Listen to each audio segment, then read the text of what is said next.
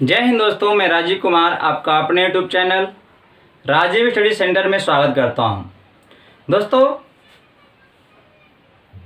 जैसा कि आपको पता है, अगर आप पुराने व्यूवर हैं तो मैं 2 हफ्ते से वीडियो नहीं बना पा रहे हैं।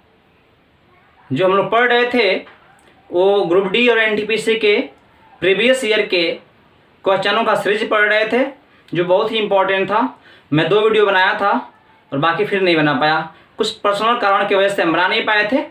इसलिए अब उसी सीरीज को आगे बढ़ा रहे हैं और क्लास नंबर 3 हम आज पढ़ाने वाले हैं, बताने वाले हैं, आपके साथ बहस करने वाले हैं। दोस्तों, चलिए देखते हैं कि प्रश्न कैसे कैसे मैथ के अंदर, रीजनिंग के अंदर और जीएस के अंदर आते हैं। आइए दोस्तों, अगर आप नहीं देखे हैं उन 2 वीडियो को जरूर देख लें, क्योंकि वो बिल्कुल पेपर ही है। दोस्तों, सारे प्रश्न जो है इस परीक्षा में, इस बार की परीक्षा में आने की संभावना बन जाती है, तो आप जरूर उसको देख लें। आज प्रश्न पढ़ने वाले हम लोग हैं 46 और प्रश्न आपके सामने स्क्रीन पर है। आप प्रश्न को स्वयं लगाएं, वीडियो को पुश कर दें और स्वयं लगाएं और फिर बाद में वीडियो को चलाकर देखें प्रश्न का लगाया कैसे गया है। तो पहले आप ट्राई करें, इसके बाद फिर देखें लगाया कैसे गया है। दोस्तों, चलिए हम शुरू करते हैं। कह रहा है दोस्तों कि वरुण के इकलौते भाई की मां का भाई, कोई वरुण लड़का है, वरुण कोई लड़का है, तो कह रहा है कि वरुण के इकलौते भाई, जिसका भाई होगा वह यहां कोई होगा, ये कोई भाई होगा, ये वास्तव में अरुण का भाई है। भाई की मां का भाई, अब भाई का मां हमेशा ऊपर रहती है क्योंकि वो अगली पीढ़ी है, तो यहाँ पे माँ है, भाई का माँ। तो भाई का जो माँ होगा, माँ होगी, वास्तव में क्या होगी, वरुण की भी माँ होगी। ठीक है, तो वही बात है। तो क्या इकलौते भाई की माँ का भाई, और माँ का भाई जो भी होगा दोस्त, माँ का जो भी भाई होगा यहाँ पे, है ना, जो माँ का भाई होगा वो क्या होगा, इस वरुण का तो मामा होगा। ठीक है, तो ये माँ का भाई वरुण से किस प्रकार संबंधित है, वरुण से मतलब वरुण का क्या है, वो वरुण का मामा है।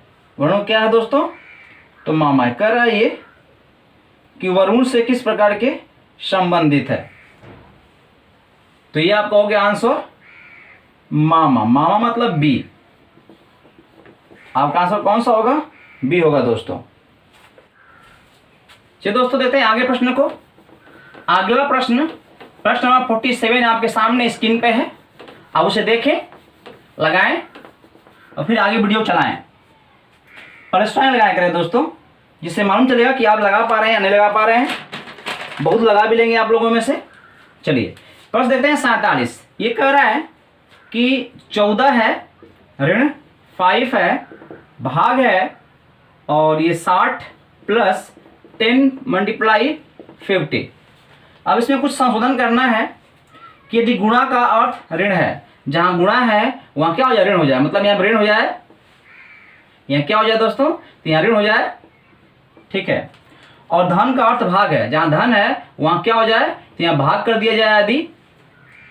और ऋण का अर्थ गुणा है, यहाँ ऋण नहीं, इसको क्या मान लिया जाए, गुणा मान लिया जाए। और भाग का अर्थ है धन, और जहां भाग था वहां क्या हो जाएगा, धन हो जाएगा। यदि ऐसा हो जाए तो आंसर क्या होगा, ये वास्तव में आप जानते होंगे। अगर नहीं जानते हैं तो भी कोई बात नहीं है, लगता है नियम यहाँ पे बोर्ड मास का नियम लगता है। बोर्ड मास क्या है दोस्तों, तो पहले हम ब्रैकेट को तोड़ते हैं, अगर ब्रैकेट है तो फिर का आप को तोड़ते हैं, फिर डिवीजन भाग को तोड़ते हैं, तब मल्टीप्लाई करते हैं, गुणा करते हैं, तब एडिशन यानी जोड़ करते हैं, अंत में हम घटाते हैं। दोस्तों, अगर आपको पता नहीं है तब से नोट कर लें और कहीं इसको रख लें। तो दोस्तों चलिए हम देखते हैं कैसे लगाएंगे। तो आप देखेंगे सबसे पहले क्या करते हैं, भाग करते हैं। जब भाग करेंगे कितना हो जाएगा, 10 का भाग 6 में 60 में होगा, 6 आएगा दोस्तों।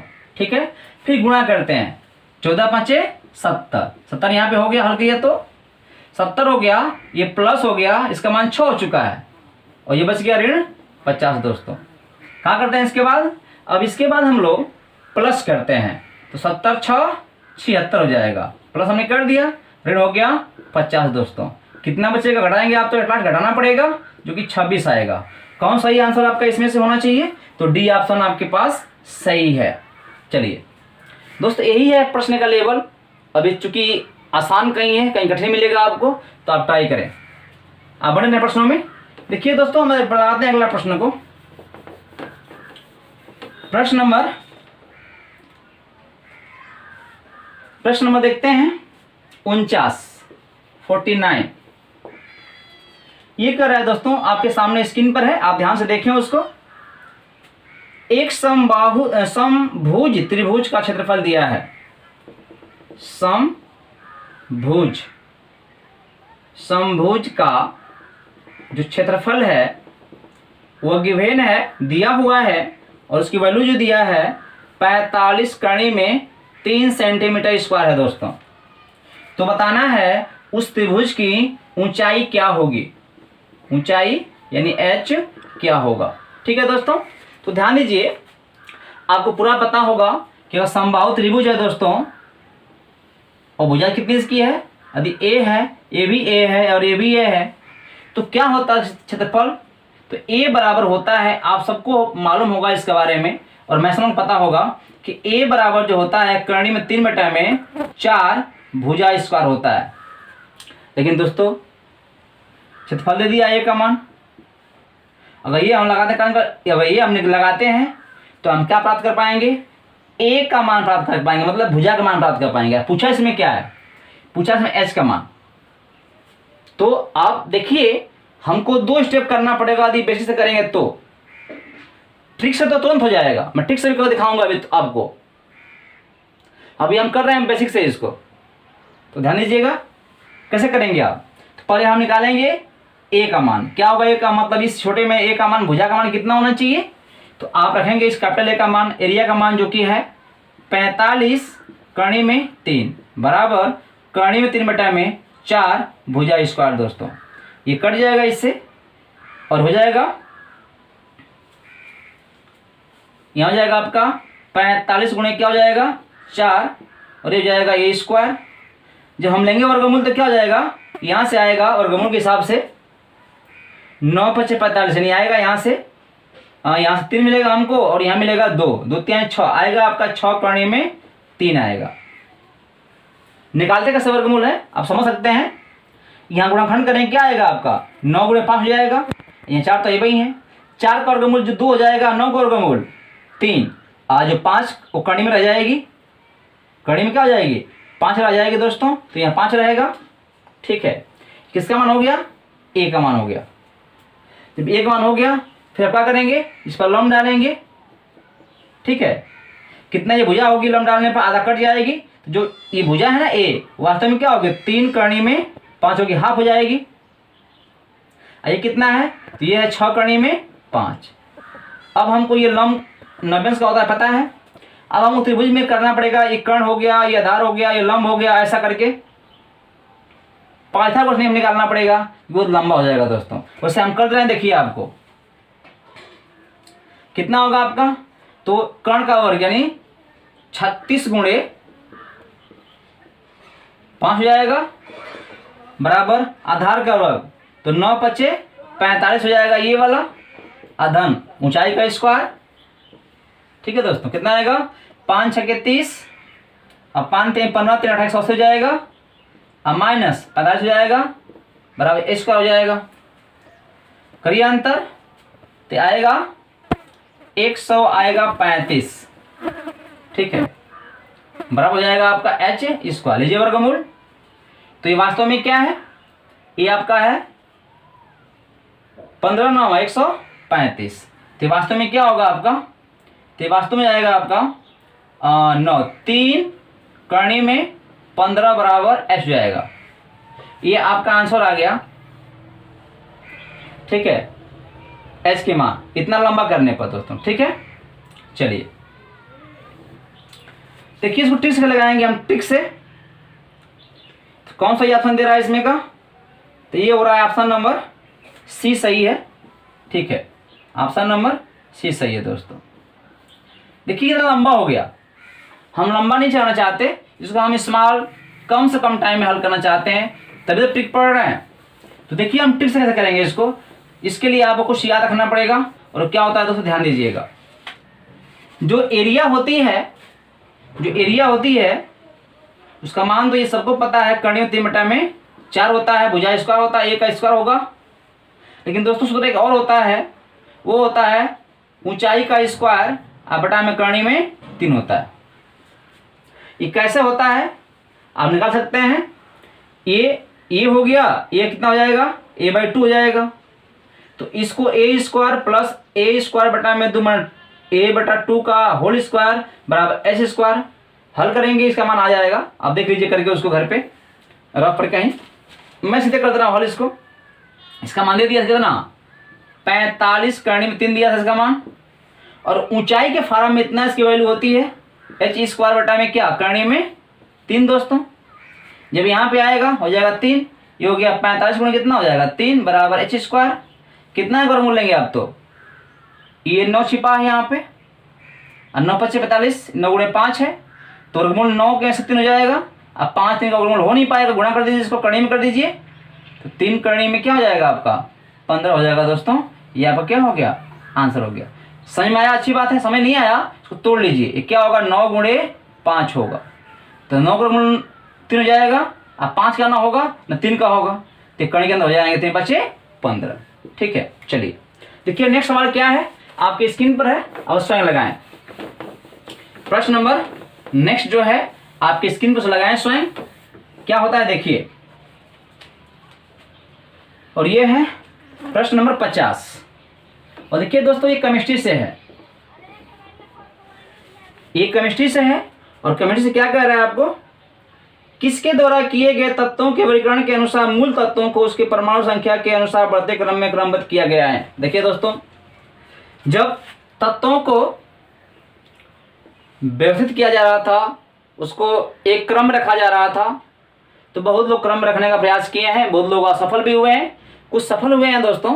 तो कुछ लोगों का नाम जो है किताबों में मिलता है, जैसे डोबर्नियर प्रयास किया था, उसके बाद मेंडलीफ ने प्रयास किया। तो मेंडलीफ का जो प्रथम और मूल सारणी है वह परमाणु भार के बढ़ते क्रम में है। लेकिन बाद में उन्हीं का शिष्य जो ब्रिटेन का था, उसका नाम था मोजले, उसने क्या किया दोस्तों कि मोजले ने 1913 में मेंडलीफ के सारणी को सुधारा और उसे अंत में कहा कि जो सारणी होती है, जो सारणी है वह तत्वों के परमाणु क्रमांक के बढ़ते हुए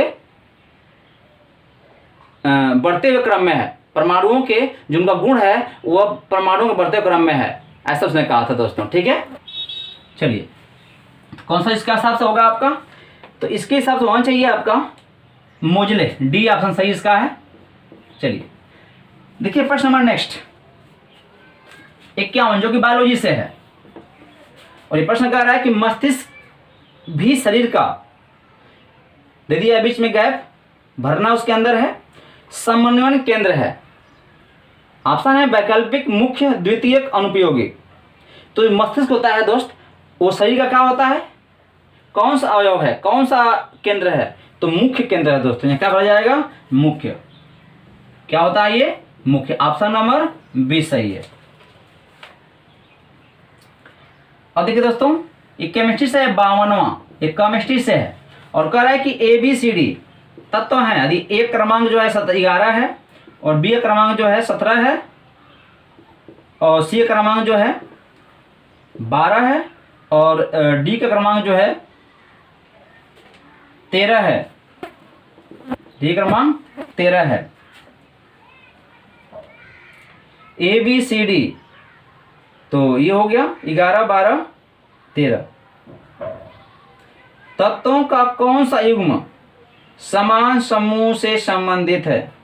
समान समूह आप जानते हैं दोस्तों, आवर्त को बांटा गया इस तरह से, ऐसे बांटा गया है और ऐसे बांटा गया है, इसे हम आवर्त बोलते हैं और इसे हम वर्ग या समूह बोलते हैं। ठीक है दोस्तों, जो ये है अभी जो है 18 को है, तो इसे हम वर्ग बोलते हैं, और इसे हम 7 को है जिसे आवर्त बोलते हैं दोस्तों। तो कह रहा है कि जो आवर्त वर्ग समूह है ना, उसमें कौन कौन इसमें से आएगा, माने एक ही समूह के अंदर अगर ये 18वां समूह है, इसके अंदर कौन कौन होता है, अक्रिय गैसें होती हैं, तो उनमें कौन कौन होगी हमको पता होता है, वही पूछ रहा है आपको कि इनमें से कौन कौन जो है एक ही वर्ग में होगा। तो दोस्तों कौन कौन होगा, तो ध्यान दीजिएगा, ए और सी होगा।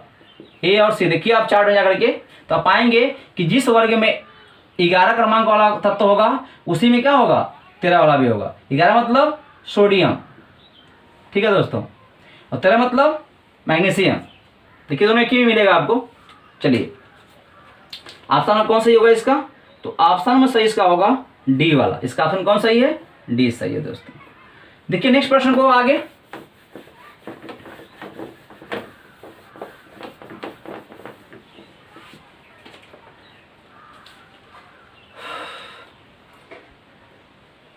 तिरपन नंबर प्रश्न कह रहा है आपसे, क्या कह रहा है, एक समकोण त्रिभुज है और समकोण त्रिभुज में जानते ही आप लोग 3 कोण होता है। एक तो 90 अंश का हो ही जाता है, जो 2 बचते हैं ना वो न्यून कोण होते हैं। ये मान लीजिए अगर बी है, ये ए और ये सी है दोस्तों, तो ए जो कोण होगा और जो प्लस सी कोण होगा, इनका योगफल कितना होना चाहिए, 90 होना चाहिए। तभी तो ये मिलकर 90 हो जाएंगे, 90 हो जाएगा, कितना हो जाएगा 180, क्योंकि 90 हमेशा फिक्स होता है। तो जो बाकी हैं उनका योगफल कितना रहना चाहिए, 90 रहना चाहिए। और 90 रहना मतलब क्या है कि कोई एक कोण जो होगा वो 90 छोटा होगा। जैसे मैं ए की बात करूं, सी की बात करूं, सी की बात करूं तो क्या होगा, 90 छोटा होगा। ए की बात करूं 90 छोटा होगा। और जो 90 छोटे होते हैं वो क्या होते हैं, न्यून कोण होते हैं। तो आप इतना याद रखिए कि समकोण त्रिभुज में समकोण के अलावा जो बाकी 2 होते हैं वो न्यून कोण होते हैं। उनका कितना योगफल होता है, उनका योगफल जो है 90 होता है दोस्तों, ठीक है। एक कॉन्सेप्ट है, इसको याद रखिए और सवाल लग जाएगा ये। तो क्या कह रहा है, एक कोण दिया है 62 अंश, एक कोण कितना दे दिया है, 62 अंश दे दिया है। सेकेंड कोण कितना होगा, निकाल लीजिए सी का मान। इसको आप किस में से कम कर दीजिए, 90 में से कम कर दीजिए। 90 माइनस 62 कितना आएगा, 28 आएगा दोस्तों। तो कौन सा आपका होगा इसमें से, ऑप्शन नंबर ए सही है, ऑप्शन नंबर ए सही है। चलिए देखते हैं प्रश्न नेक्स्ट।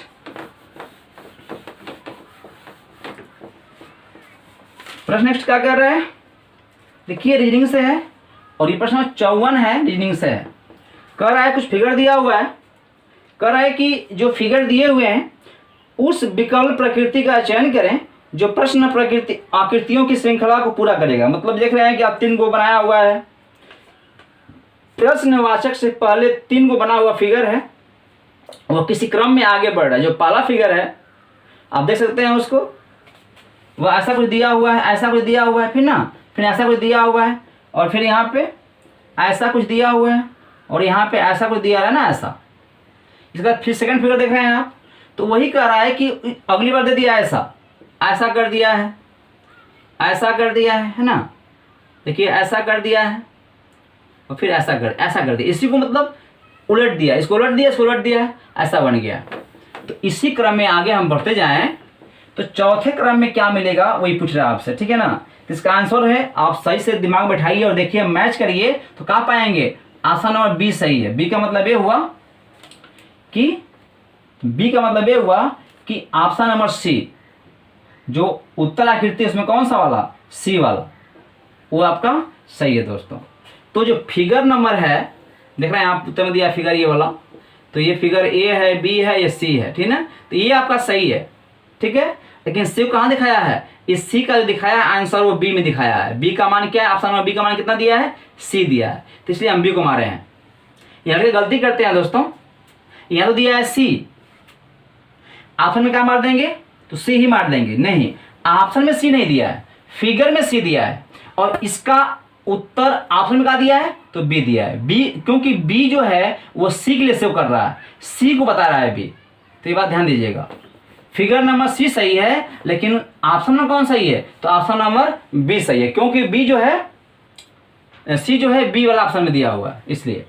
चलिए देखिए नेक्स्ट प्रश्न को, प्रश्न नंबर नेक्स्ट क्या कह रहा है, देखिए कह रहा है 55 प्रश्न कह रहा है आपसे कि एक थैले में लाल और हरी गेंद है, ध्यान दीजिएगा, एक रेड और एक ग्रीन।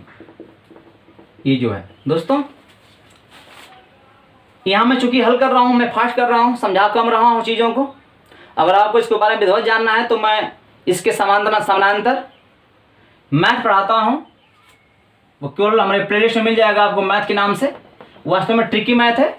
इसका बेसिक अनुपात समानुपात जितने भी सब ये प्रश्न आ रहे हैं सबको बताया गया, ट्रिक के द्वारा लगाया गया, बेसिक द्वारा सब बताया गया हमारे दोस्तों। तो आप वहाँ से इस ज्ञान को सीख सकते हैं और वहाँ बिल्कुल धीमे आसानी से और सिंपल ढंग से बताया गया है। आप तो आप वहाँ जरूर पढ़ें और सवालों को देखने लग जाएगा आपका। ठीक है, चलिए। तो ये कह रहा है, ये थैले वाला सवाल है, गिने वाला सवाल है, जो बहुत इंपॉर्टेंट है, परीक्षा में आते रहते हैं। तो कह रहा है कि ये 38 है, ये रेड 38 है और कितना हरा वाला है तो 5 है। ठीक है, कह रहा है कि 6 लाल को बढ़ा दिया गया, 6 गेंद जो है लाल को इसमें और डाल दिया गया तो बढ़ गया होगा। ये रियल नहीं है, ये 38 गेंद नहीं है, ये 5 गेंद नहीं है, ये जितनी भी गेंदें होंगी उनमें से 38 है। मतलब 38 5 होता है आपका 43। अगर 43 गेंद होगी तो उसमें से 38 लाल होगी और 5 गेंद होगी। लेकिन 38 होगी, सॉरी 43 होगी, ये फिक्स नहीं पता हमको है, ये तो अनुपात है। यदि होगी तो उसमें से 38 ये होगा, 5 ये होगा। ठीक है, अब कितना है नहीं पता हमको रियल में। अभी हम वीडियो में पिछले पढ़े हैं जहाँ पे हमने पढ़ा है मैथ, उसमें बताया हूँ कि ये वास्तव में अनुपात है और ये क्या है, रियल नहीं है, वास्तविक नहीं है। ये अगर होगा 43 तो उसमें से 38 होगा लाल और 5 होगा ग्रीन। ये तो अनुपात तुलना किया गया है। और जो 6 गेंद डाल रहा है, 6 गेंद जो वास्तविक गेंद डाल रहा है, तो समझ जोड़ दीजिएगा कि 38 6 हो जाएगा आपका 44। नहीं, गलत हो जाएगा इस तरह से, क्योंकि ये रियल नहीं है, ये अनुपात है। अनुपात कभी रियल नहीं होती और रियल भी हो सकती है। और जो 6 गेंद डाल रहा है वो रियल है, क्योंकि 6 गेंद वो डाल रहा है, रियल है वो। चलिए लगाएं कैसे इसको, हम ध्यान दीजिएगा। तो ये हो गया, तो कितना 6 गेंद डालने के बाद कितना हो गया है अनुपात। तो अब लाल का जो अनुपात हो गया है 8 और इसका हो गया है 3। दोस्तों आप देखिए, जो डालने के बाद 8 3 11 और 11 को कुल गेंद हो रहे हैं 6 डालने के बाद, तो उनमें से 8 गो लाल हो चुका है और उनमें से 3 गो हरा हो चुका है। 11 होगा तो आप तो कहेंगे यहाँ पे 43 कर रहे थे, 11 कैसे हो गया। मैं बताया कि अनुपात केवल तुलना है, ये वास्तविक नहीं है। तो ये भी वास्तविक नहीं है, ये केवल अनुपात तुलना है। अब 11 होगा तो उसमें से 8 ही होगा लाल और 3 ये, कब 6 डालने के बाद। तो ध्यान दीजिएगा, ग्रीन तो वही के वही रहेगा, जितना पहले रहा होगा उतना ही अभी रहेगा, क्यों ग्रीन नहीं डाला गया है, केवल लाल डाला गया है। तो लाल बढ़ा होगा, कितना बढ़ा होगा, 6 बढ़ा होगा। कोई बात नहीं, देखते हैं। देखिए हम देख रहे हैं जब यहाँ पे सवाल में तो कहाँ पा रहे हैं, यहाँ अलग है यहाँ अलग है, जबकि दोनों समान रहना चाहिए। समान क्यों रहना चाहिए, क्योंकि हम लाल गेंद डाले हैं ना कि हरा गेंद डाले हैं। जब हरा नहीं डाले हैं तो हरा जो था पहले वही रहेगा और जो बाद में है वही रहेगा, मतलब उतना ही रहेगा, अंतर नहीं होगा। तो अंतर है, कोई बात नहीं, अंतर करेंगे बराबर करेंगे इसको। 3 5 15, तो इसको भी 15 कर लीजिए, इसे भी 15 कर लीजिए। 15 कैसे होगा, जब गुणा 3 से करेंगे तब होगा। जब यहाँ 3 से करे हैं भाई तो अनुपात है। अब बताया तो आपको कि जहां अनुपात होता है ना, यहां गुणा तो यहां भी गुणा करना पड़ेगा। ये 15 हो गया ग्रीन वाला, इसको भी 15 करिए तभी तो बराबर हो पाएगा इसके। अब बराबर होना भी चाहिए, क्योंकि हरा वाला बढ़ नहीं रहा है, वो तो हरा वाला फिक्स है, लाल वाला बढ़ा है केवल। तो हो जाएगा यहाँ पे 5, तो यहाँ भी 5 करना पड़ेगा भाई। कितना आया आपका, हो जाएगा ये 3 वाड़े 24 और 3 तरीके 9 और 2 11, इतना हो गया। ये हो गया 15, ये हो जाएगा 8 5 40 और क्या हो जाएगा आपका 15। ध्यान दीजिएगा मेरी बातों को। ये जो है पहले 114 था, ठीक है, कितना अब हो चुका है, अब हो चुका है 40।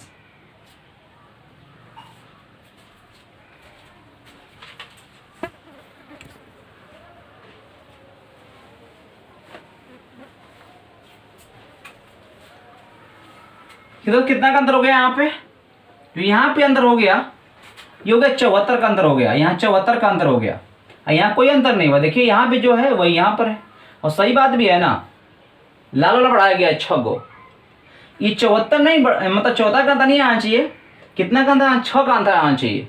कितना का अंतर आ गया यहाँ पे, 74 का अंतर आ गया, क्योंकि हमने 6 के अंदर डाला था ना, तो 6 के अंदर का अंतर आना चाहिए था। जो पहले था और जो बाद में हुआ उनमें 6 गुना का अंतर आना चाहिए। यहाँ पे आया 74, कोई बात नहीं है, ये वास्तव में क्या होगा 6 आना चाहिए। जो गेंदा हमने डाला लाल वाला, कितना डाला था हमने 6 गेंदा को डाला था। ये कितना अंतर आ रहा है यहाँ पे 74, यहाँ दिखा रहा है 74 का अंतर हो गया, नहीं 6 का अंतर आना चाहिए। 6 का अंतर कब होगा, ये 74 नहीं, कितना होना चाहिए, ये होना चाहिए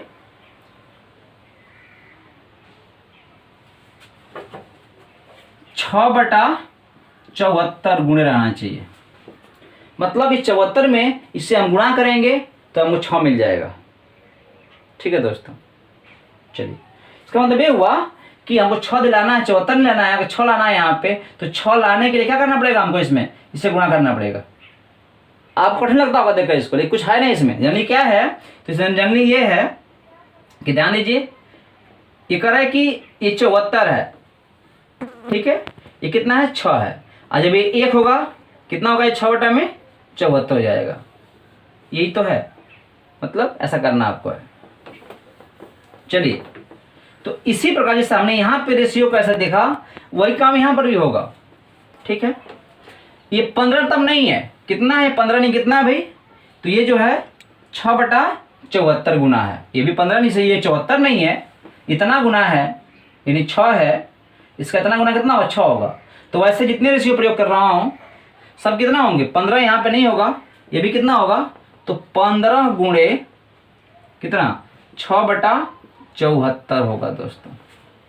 कितना आएगा, तो ध्यान दीजिएगा, निकाल लीजिए आप इसको, तो 2 तिहाई 6 हो जाएगा आपका 2 तिहाई 6 2 7 14, कितना आएगा 45/37। तो क्या होगा, इतना जो हमारा लाल गेंद उसमें है, ये 15 अब भी है और तब भी था, तो कितना है ये 15 फिलहाल नहीं है, और ये 15 है तो ये 74 का अंतर आ रहा है, इसलिए ये 74 नहीं है, 74 गुणे ये 6/74 है, यानी 6 है, तो ये भी 15 नहीं होगा, कितना होगा, इस 15 गुणे 6/74 के बराबर होगा, यानी कितना जाएगा 45/37 होगा। दोस्तों समझ में आया, अच्छी बात है। नहीं समझ में आया तो भी कोई दिक्कत की बात नहीं है, आप मेरी वीडियो अगर देखें, चूंकि अभी मैं आज ही स्टार्ट किया हूं रेशियो, तो इसको आप देख सकते हैं आसानी से,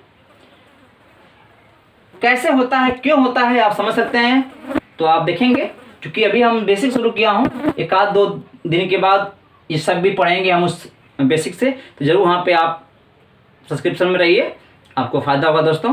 तो दोस्तों फिर अगले वीडियो मिलते हैं अगले प्रश्न के साथ, 56वां प्रश्न के साथ हम आगे बढ़ते हैं दोस्तों। तब तक के लिए धन्यवाद, जय हिंद दोस्तों।